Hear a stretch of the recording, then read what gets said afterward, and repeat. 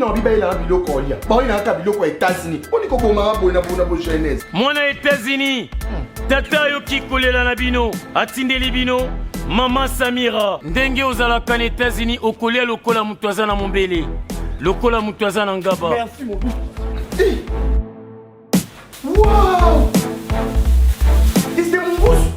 Bana États-Unis, kolia bio ekomi lolenge na bino. Pona kozwa mbisi ya kokauka tope mafuta ya mbila. Chez Mama Samira. Ata ozali na posa ya mbinzo, ndakala, mayebo, safu, ezali, pebitoyo. Chez Mama Samira, manso mazali. Eloko moko te yo koluko komona te. Na ndenga mabete, pona kozwa biloko ya détail. Yoka numéro 938 avenue Maurice na New York. Adresse, il y a entrepôt 12 40 avenue Randol dans les banques. Tala yoko banda koteka. Mbisi ya kokauka, mongusu mafuta ya mbila ekokoma lokola bazoka na yo. Yeah yo, kombone Mama Samira, makiamba e.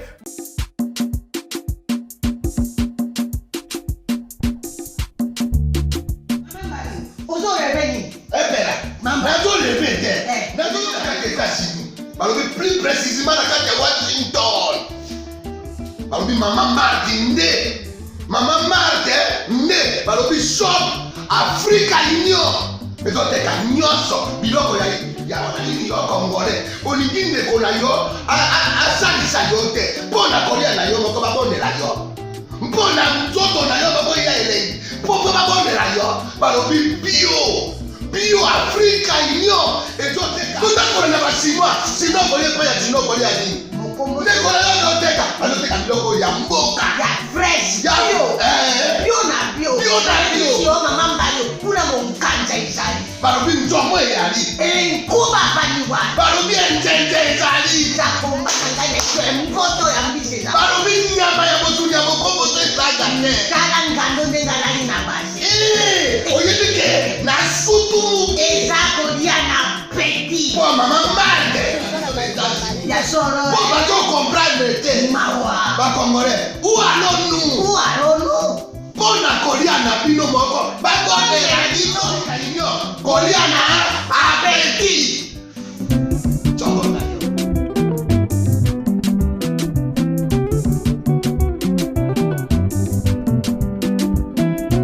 Mesdames, Mesdemoiselles et Messieurs, merci de suivre Critique Info, premier numéro. Merci d'être nombreux. Vous êtes aujourd'hui estimés à 148 000 abonnés, un peu plus d'ailleurs. Merci de nous faire confiance, merci de nous aider à continuer, merci de croire en ce que nous faisons, merci vraiment d'être là. Merci de nous témoigner de votre amour, de votre affection. Merci aussi à toutes ces personnes qui se soucient véritablement de nous, qui ne cessent de nous appeler, de nous dire par exemple, prendre des précautions, ainsi de suite. Mais vous savez, mesdames, mesdemoiselles et messieurs, je voudrais ici vous dire une chose. Rien ne peut arriver à l'homme si Dieu ne l'a pas décidé. La méchanceté des hommes ne peut rien contre la vie d'un innocent. Vous devez le savoir. C'est que nous ne vivons pas par nos précautions. Nous ne vivons pas par notre prudence. Nous vivons par la simple grâce de Dieu. Le jour où Dieu décide que le malheur puisse t'arriver, ce malheur t'arrivera. Peu importe les précautions que tu prendras. Nous avons vu dans ce monde, les hommes hyper sécurisés ont été lâchement abattus. On a vu dans ce monde, les hommes hautement surveillés, hautement protégés, hautement suivis par le médecin, attraper une crise cardiaque et en mourir. Nous avons vu dans ce monde des gens qui vivent dans des poubelles, qui vivent dans des saletés, qui vivent dans la crasse, vivre très longtemps et même atteindre l'âge le plus envié du monde. Nous avons vu des enfants, des enfants naître dans la rue sans aucune précaution quelconque, mais 4,2 kg, c'est bon, naissance parfaite, aucune maladie, tout est bien et l'enfant grandit convenablement. Dans la rue, sous la pluie, sous les intempéries, aucun problème de santé. Et on a vu des enfants naître dans la maternité avec des problèmes respiratoires et ils sont partis. Ça veut dire que la vie et la mort ne se retrouvent pas forcément au pouvoir de ce que nous sommes ou de ce que nous faisons. Tout dépend de Dieu. Alors, le jour où la peur commence à guider vos actions, vous perdez toute votre vie. Vous perdez même l'équilibre de votre vie. Parce que la peur, qu'est-ce que la peur fait dans la vie des gens? La peur n'a qu'une seule mission, c'est d'amplifier les dangers et de réduire les capacités de vie ou le courage, anéantir le courage, anéantir la détermination. Alors, ce que je vous demande ce matin, ce que je vous demande dans ce jour, arrêtez d'avoir peur. Arrêtez d'avoir peur. N'ayez pas peur. Continuez à vous battre. Continuez la lutte. Que la peur ne vous entraîne pas dans la chute. Très souvent, les gens tombent, non pas parce que l'ennemi est fort, mais parce qu'ils ont très peur. Mesdames, Mesdemoiselles et Messieurs, aujourd'hui, je voudrais partager encore une fois 2 ou 3 petites réflexions avec vous. Question pour nous de nous dire dans quelle direction nous voulons aller. Ceux qui suivent les médias étrangers ont compris déjà que la guerre a véritablement commencé. Ceux qui suivent, qui lisent les journaux étrangers ou les journaux à l'international peuvent comprendre comment ça se passe. Peuvent déjà comprendre que la guerre a commencé. L'idée de nuire et même de saboter les actions sont bien et bien là. Mais écoutez, c'est des bonnes guerres. Vous n'allez pas interdire à un politicien de détruire un autre. Ce n'est pas possible. Surtout dans un monde où il y a biso éthique et athée, dans le monde de biso sincérité et athée, vous n'allez pas dire à un politicien arrête, non, le politicien congolais ne connaît pas ce qui est vrai, ne connaît pas ce qui est bon, ils ne connaissent pas ce qui est bien. Et tout ce qu'ils font, ils ont pour intérêt personnel, rien à voir avec la communauté, rien à voir avec la parole donnée, on n'en connaît pas. Mais maintenant, parce qu'il faut dire aux gens, comment on fait, qu'est-ce que l'on fait pour changer les choses? Parce que nous avons tous compris que le paradigme, il y a à la base, il y a déchéance, à la base, il y a émergence, c'est Bamboka Ebele. Je vous prendrai l'exemple de la Turquie. Turquie se retrouve dans une situation, il y a déchéance, mais alors totale. Un frein inestimable. Un recul, mais il y a quoi ça canate. Tous les autres pays prennent l'allure, mais Bango Bango allure. Turquie se rend compte que le problème n'était pas les hommes politiques à l'époque. Le problème, ce n'était pas le contexte. Le problème, ce n'était pas la pression européenne ou même la pression orientale. Ce n'était pas ça. Le problème est dans qui? Le paradigme économique, le paradigme juridique, le paradigme diplomatique, le paradigme, ensemble, le paradigme one, n'est constitué soit émergence Nabango, soit régression Nabango. Alors, l'homme, le Turc, qu'est-ce qu'il fait? Il vient corriger ce paradigme-là. Par exemple, sur la diplomatie, la Turquie se dit, mais écoutez, ça sert à quoi de durcir ma frontière en Abisso, politique et immigration en Abisso, alors que ça ne nous profite pas. Devenons ce pays qui va être convoité par les autres. Vendons aux gens ce qu'ils ne peuvent pas nous vendre. Qu'est-ce que la Turquie fait en premier? La Turquie commence d'abord par former sa main-d'œuvre et puis la disponibiliser. Parce que dans tous les pays du monde, le prince, selon Machiavel, pose d'abord la question des acquis qu'il a. Qu'est-ce qu'il a comme acquis? Turquie se rend compte que, oh, ben écoutez, j'ai quand même des jeunes, non? J'ai une population très jeune. Donc ça peut constituer pour moi un véritable outil de développement ou même une arme du futur. Qu'est-ce que je fais? Bon, alors tous ces jeunes gens, ceux qui ont entraîné Bangote, ils vont fuir ce pays. Ceux qui ont occupé Bangote, bon, qui m'embokao? Or, le monde de demain, au-delà de tout ce que vous raconte, lithium et tout, le monde de demain, c'est le monde de la main-d'œuvre. Tout le monde a pensé, mais monde, il y a l'objet, il y a monde, il y a main-d'œuvre. Indonésie va comprendre Yango, Singapour va comprendre Yango, Malaisie va comprendre Yango, bah, pays où on a nion, soya Orient, va comprendre Yango. On comprend que non, la main-d'œuvre, elle est importante. Qu'est-ce qu'il faut faire avec cette main-d'œuvre? Il faut l'encadrer et donc il faut la former. Tu former main-d'œuvre na biso, tu qualifier yango. Ce que tu qualifier main-d'œuvre na biso, tu former yango, tu discipline na musala na biso, toutes les grandes usines où ils ont vivre na pototé, bakoé pa na biso. On n'aura même pas besoin de faire des marketing, eux-mêmes viendront parce qu'ils suivront l'adresse.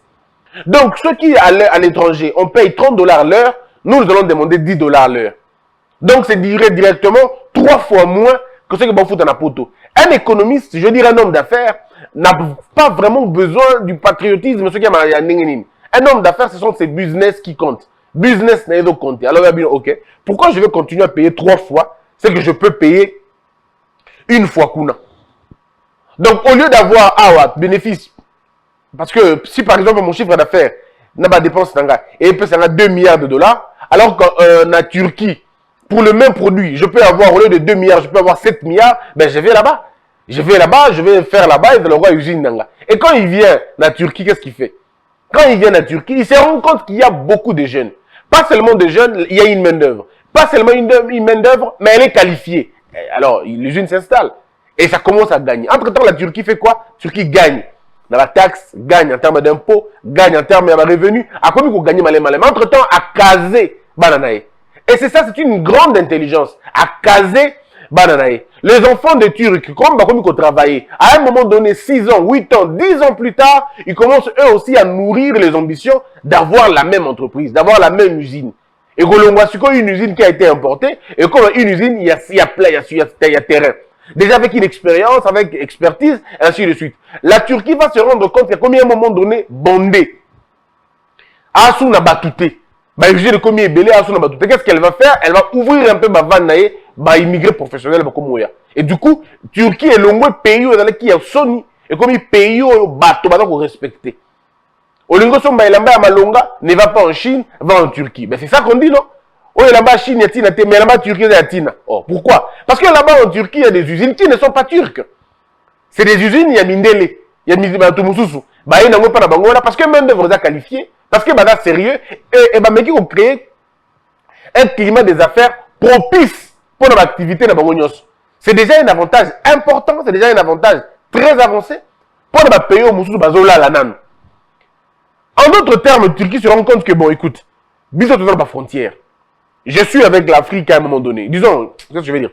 Je peux laisser les Africains rentrer chez moi sans aucun problème.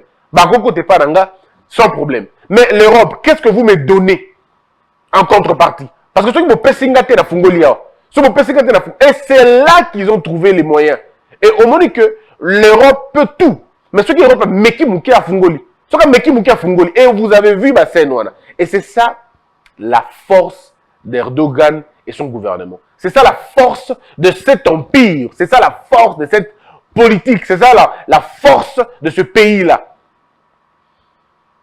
Va changer paradigme.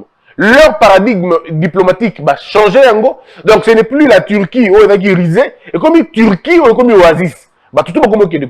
Mais c'est la capacité des hommes et des femmes de comprendre. Nini Bino Bozanango. Mais l'homme politique congolais, lui, son débat est autour des hommes. Non, le débat ne peut pas tourner autour des hommes parce que les hommes sont mortels et éphémères.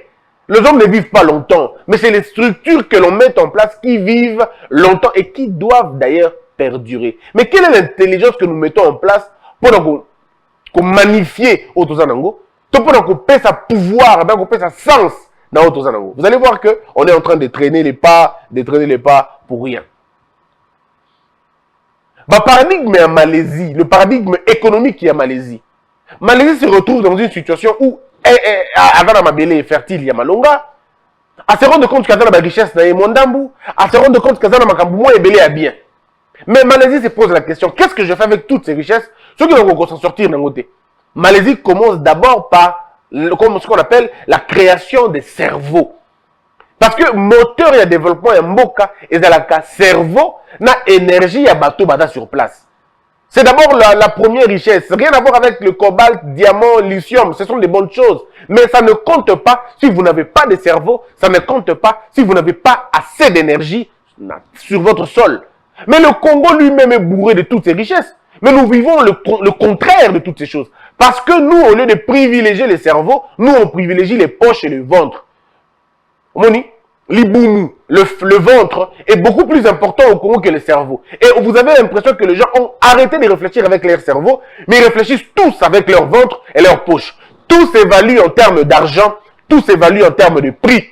Pas en termes d'idées, pas en termes de pensée, pas en termes de construction, pas en termes de projection, pas en termes d'idéaux ou d'idéal, mais tout tourne autour d'argent. Vous allez voir les gens parler de combien, le prix. Donc rien à voir avec la matière grise. Ici, c'est l'argent qui compte. Alors, si vous vivez dans un monde aussi matérialiste que celui-ci, ben, vous n'allez pas vous en sortir. Parce que tout va tourner autour de l'argent, autour de l'argent, autour de l'argent. Les gens ne regardent pas le service rendu, non pas la qualité du travail donné, mais plutôt l'argent que l'on va avoir. Ben, ça ne marche pas. Maintenant, on a un mot comme le là-bas, Malaisie, ils ont compris que le problème, ce n'était pas d'avoir les matières premières. Le problème, c'était d'avoir des cerveaux capables d'identifier ces matières premières et pas seulement le transformer, pas seulement commercialiser, pas seulement redistribuer. Créer un équilibre social pour éliminer toutes les frustrations, pour éliminer toutes les fractures sociétales et puis développer le pays. Et donc le paradigme en Malaisie est là qui paradigme, il y a pour trouver comment transformer les matières premières sur place. Parce que Malaisie, Singapour, et tous ces pays-là ont compris. Si nous transformons localement, nous créons de l'emploi, nous créons de la richesse et pas seulement, nous allons exporter nos devises. Ça veut dire nous allons nous-mêmes fixer le prix. Et c'est ça l'avantage. Il faut être en mesure de fixer le prix de produits que vous vendez. Parce que c'est quand même aberrant que les lithium du Congo, que son prix soit fixé, je sais pas moi, à New York, dans Dallas, ou dans Texas, ou je ne sais pas moi, dans Angleterre, dans Los Angeles, ou je ne sais pas, dans Belgique, ou dans Monaco, ou même dans Australie. On ne peut pas, ce n'est pratiquement pas possible de penser un développement sans capacité de transformation. Mais chez nous, au Congo, ce n'est pas le cas. Chez nous, au Congo, 90%, même si vous voulez, un peu plus, de vos richesses sont transformées à l'étranger. Vos arbres quittent le forêt équatoriale, va aller jusqu'en verse. Vos arbres, je ne parle pas de bois, d'abord les arbres. Le tronc d'arbre, le bimana Congo, et tamboli na mai, et le moins, et comme Kinshasa, et Zui, Makolo, et comme Ti, Matadi, qui est en verse. Et donc la Belgique se donne le privilège de distribuer ce que nous avons de plus cher. Entre-temps, dans les provinces, la morosité sociale, dans les provinces, les gens souffrent. Comment vous imaginez que l'Équateur, qui a le bois, qui a la forêt, peut compter des écoles qui n'ont pas de bancs, où les élèves étudient à même les sols? Est-ce que vous imaginez? Est-ce que vous imaginez qu'à l'Équateur, en plein 21e siècle, il y a des écoles qui n'ont pas de tôle? Des écoles à ciel ouvert. Quand il commence à pleuvoir, tous les élèves rentrent chez eux à la maison. Parce que l'école ne veut pas avoir de problème. Vous imaginez ça? Mais tous les jours, l'Équateur est témoin de l'abattage des arbres et pas le reboisement, les populations autochtones abandonnées à un moment donné. Alors on ne sait plus quoi faire en réalité. On n'arrive même pas à imposer à ceux qui font la forêt de transformer ne serait-ce que ça là-bas. On ne le fait pas. Si on le fait, mais alors on va le faire de la manière la plus alambiquée et on sent que les gens n'ont pas été préparés et qu'ils ne comprennent pas. Et donc il n'y a pas une sorte de réconciliation entre l'homme et le sol. Il n'y a pas cette réconciliation-là. L'homme ne se retrouve pas dans le sol et le sol ne se retrouve pas dans l'homme. Alors dans ces conditions-là, vous ne pouvez pas vous développer.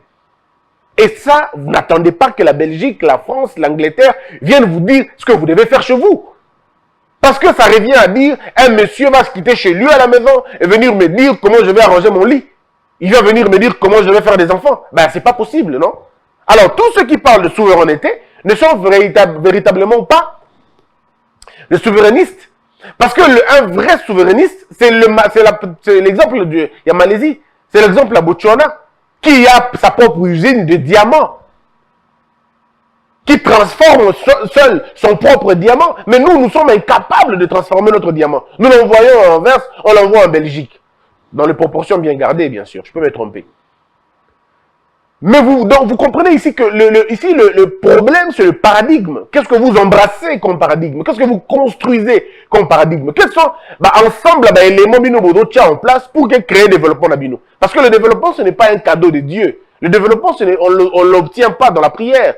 J'ai vu certaines personnes se masturber littéralement. Lorsque le chef de l'État a dédié ce pays à Christ, les gens ont dit, c'est le développement qui commence. C'est faux, ce n'est pas comme ça.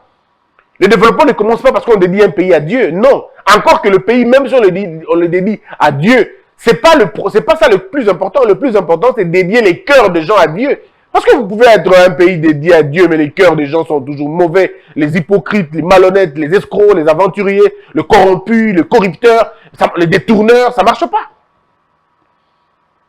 Vous pouvez beau faire cet exercice du matin au soir, donner le pays à Dieu, mais tant que les cœurs des hommes, et que vous avez la convertité, ben vous avez ça ne marchera pas. Donc, ailleurs, ils ont compris que nos richesses doivent d'abord profiter à nous, au niveau local, avant d'aller au niveau Libanda. Mais nous, c'est l'inverse, en fait. Le Congo signe tout, ratifie tout. Toutes les conventions, on est dedans. Toutes l'histoire, on est dedans. Tout signé, ceux qui le CAF, tout signé. Tout signé au Moussou, tout signé libre-échange, tout signé. On va signer tout. Mais tant que l'intégration nationale et que vous allez réussir, tout ce que vous allez faire, vous allez pas côté. Beaucoup mata, beaucoup kita, beaucoup régler problématique. Beaucoup régler problème où vous allez noter. Donc, vous voyez un peu, et c'est comme ça qu'on réfléchit au vent de bon, voilà comment nous allons fixer le pays. Comment on va orienter les choses. Malaisie transforme ses richesses sur le terrain. Je vous donne un autre cas de l'Indonésie. En Indonésie, c'est 4 hôtels sur 5 qui produisent Babylon Konabango. Ça veut dire que quand vous allez dans cet hôtel-là, à partir de choses que vous mangez, il est possible que dans ton assiette, 80% de Babylon Kozolia est de la produit localement. Est-ce que vous imaginez un peu le degré? Ça veut dire que tu es dans un hôtel, hein, tu veux manger, mais dans ton assiette, tout ce qui est là est produit localement, est produit en Indonésie. C'est made in Indonésie. Made in Indonésie. C'est fait là-bas, fabriqué là-bas. Mais au Congo, dans ton assiette, cube magique, et ceux qui wapi, gouvernement, ceux qui gouvernement, ceux qui ont la sauce. Et ceux qui placent nini, tomate na importé na outil place nini. Donc ça dit il y a des choses aujourd'hui et pas d'abino et outil et salemi wanate. Ça vient d'ailleurs. Chinchard, n'en parlons pas. Mbisi aujourd'hui on ne même pas. Donc et c'est comme ça. Pourtant, ceux qui t'ont dit qu'on développait capacité de produire localement, vendre localement, transformer localement et exporter après. On aura gagné beaucoup de choses. Donc, vous allez voir, je vous ai cité des pays, j'essaie de vous citer quelques pays. Pour d'abord, mon que Marambo, Tozo, le Bézard, Nototé, et ça, les Maka. Et l'avantage dans tout ça, ce que je suis en train de dire, des Congolais qui vivent dans le pays, ils vont dire la même chose que moi, peut-être plus enrichis que nous dans le Sabino. Mboka, il se développe pas, non, nous, on est encore dans un état d'habiter, quoi. On fait des efforts de ne pas avancer. On est en train de tourner en rond, tantôt de tourner en rond.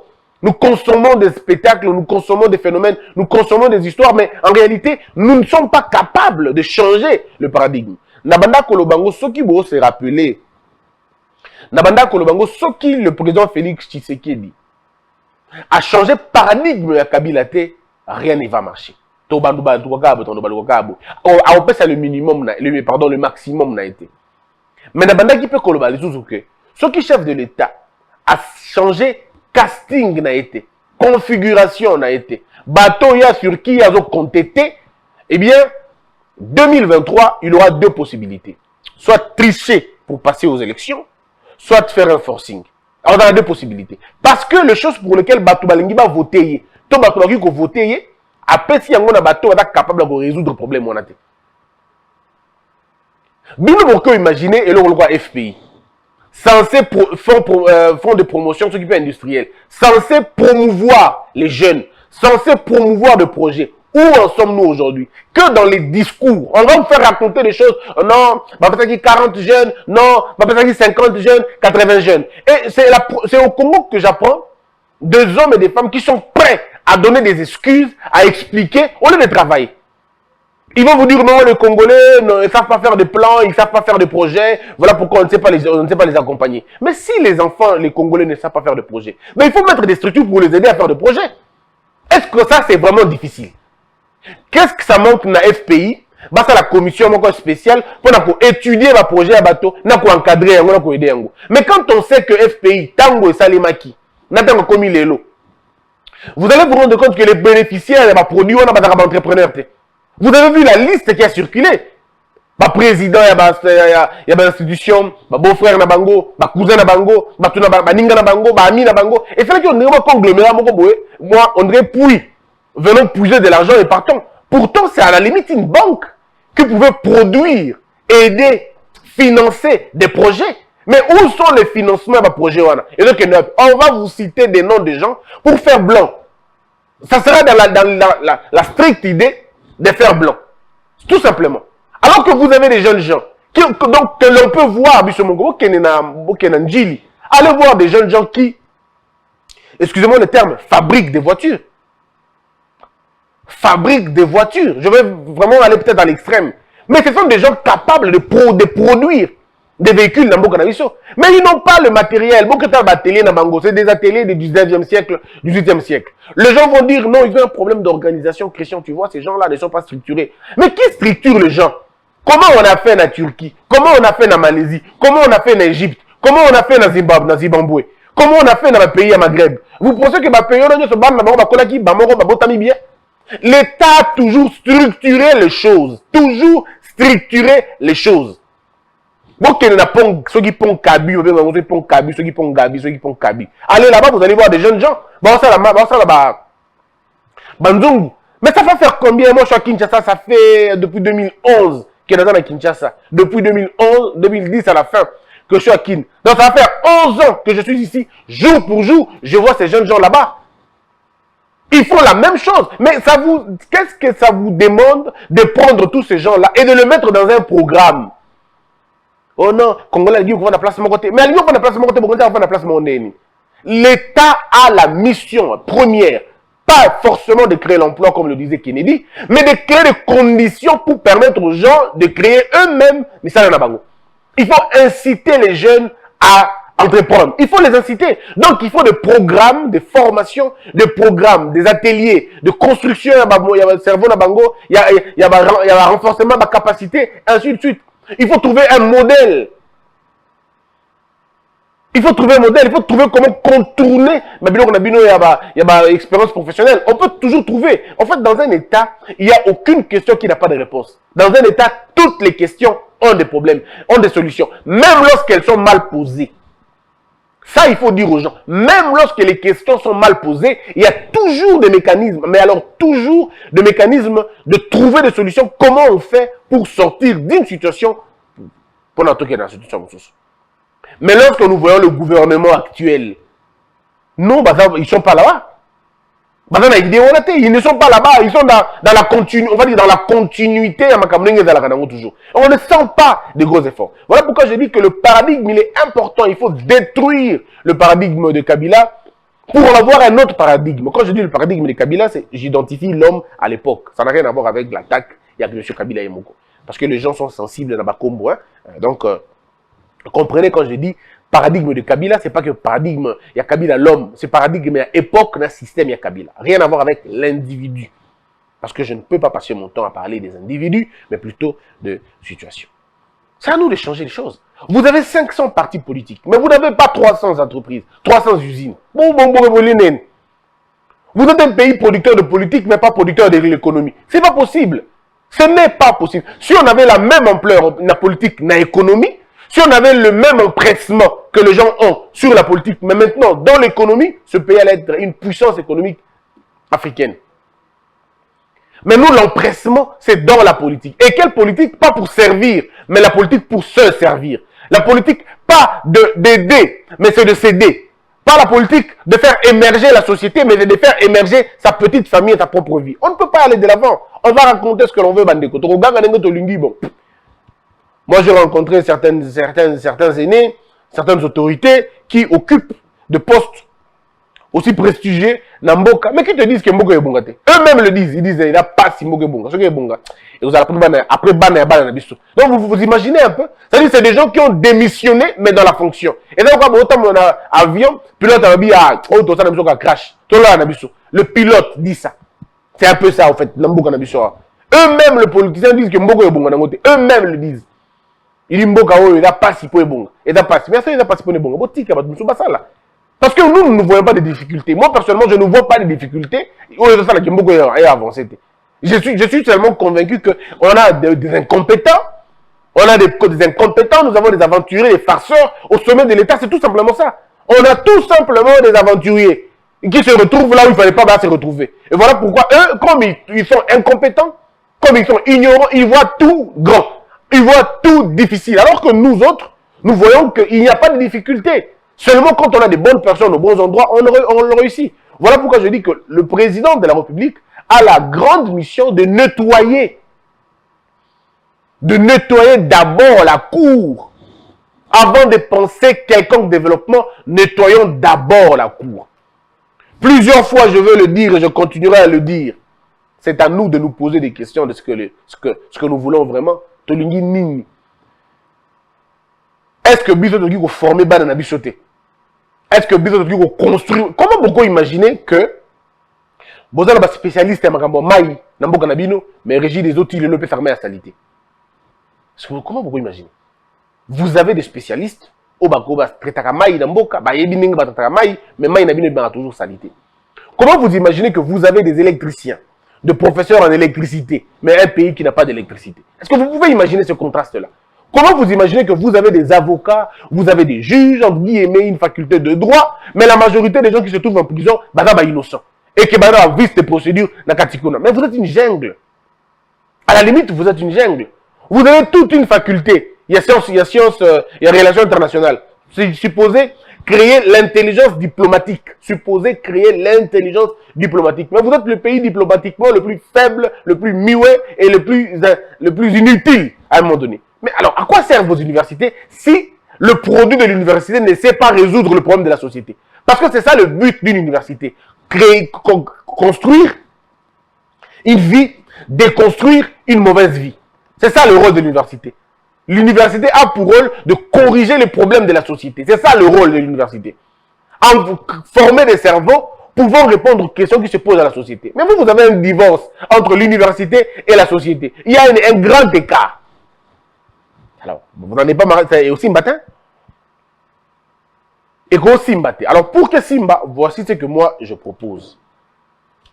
Que le chef de l'État, président de la République, comprenne l'idée, la nécessité du véritable changement de paradigme. Le renversement des fondamentaux à Kala pour replacer les fondamentaux à Sika. Les fondamentaux à Sika pour changer la mentalité à Congolais. Remplacer dans les mauvaises actions les bonnes actions. Reconstruire l'homme congolais dans son cerveau, dans son cœur. Et c'est ça un élément important. Imprimer la culture du travail. Imprimer la culture du travail bien fait. La culture de l'excellence. La culture de l'exigence. La culture de la sanction et la culture de la promotion des valeurs. Nous devons être en mesure d'applaudir ceux qui réussissent. On doit être en mesure de décourager ceux qui se déconduisent. C'est ça notre plus grand effort. Nous devons qualifier la main-d'œuvre en mettant en place des écoles de formation professionnelle et en mettant des moyens pour l'école, en incitant les jeunes filles à aller étudier, même gratuitement, si c'est possible. Il faut inciter un grand nombre de jeunes gens à étudier, à apprendre maçonnerie, à apprendre menuiserie, à apprendre mécanique, à apprendre technique, à apprendre technologie, à apprendre réseau. Tout ça va apprendre biloko na misala ya maboko ya ngone ko tombola bato na mboka oyo tona na besoin ya misala ya maboko na misala ya mabanzu. Quand on aura ces choses là, la fusion na biloko na magama biloko évoluer. Nos maisons seront bien construites parce qu'on aura des bons maçons, on aura des bons architectes, on aura des bons menuisiers. On aura des belles chaises, on aura des beaux meubles parce que la charpentier, je sais pas moi, menuisier, il y a malonga la causale. On aura peut-être des belles infrastructures parce qu'on aura des bons ingénieurs, on aura des bons ingénieurs de chaussées, de ponts et chaussées, on en aura. Communauté d'habitude vous allez bien parce que on a des urbanistes, on a des urbanologues, il y a malonga. Bref, on aura bien de choses si nous réussissons à relever le niveau de l'éducation dans notre pays, mais surtout à orienter notre système éducatif dans la pratique. Pas que dans la théorie, mais dans la pratique. Si on le fait, on gagne. Si on ne le fait pas, on perd. Que la peur quitte nos esprits et que Dieu bénisse les RDC.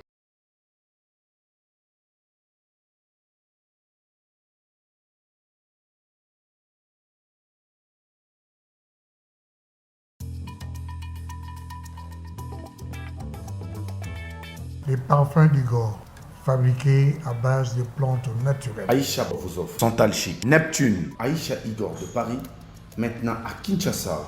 Pour rester frais et sentir bon, N'oublie jamais ça. appelez-nous à partir de la France au +33 783 057 114. En Belgique, au plus 32 487 433 214. À Kinshasa, venez au local 59 de l'immeuble Beautour en face de Léon Hôtel. Appelez plus 243 82 24 54 248. Les parfums d'Igor. N'oubliez jamais ça. Le parfum d'Igor de Paris. Debout Congolais, unis par le sang, unis dans le fort pour l'indépendance. Tués aux hommes, si obinois, Daïmana, Shido, Tweneleye, Nakinyabana Piko, Namosala, Totongambo, Kakuleka Kitoko, Nakinyabana Kongo, Toye Mali, Loye Bolonde, Yalisa.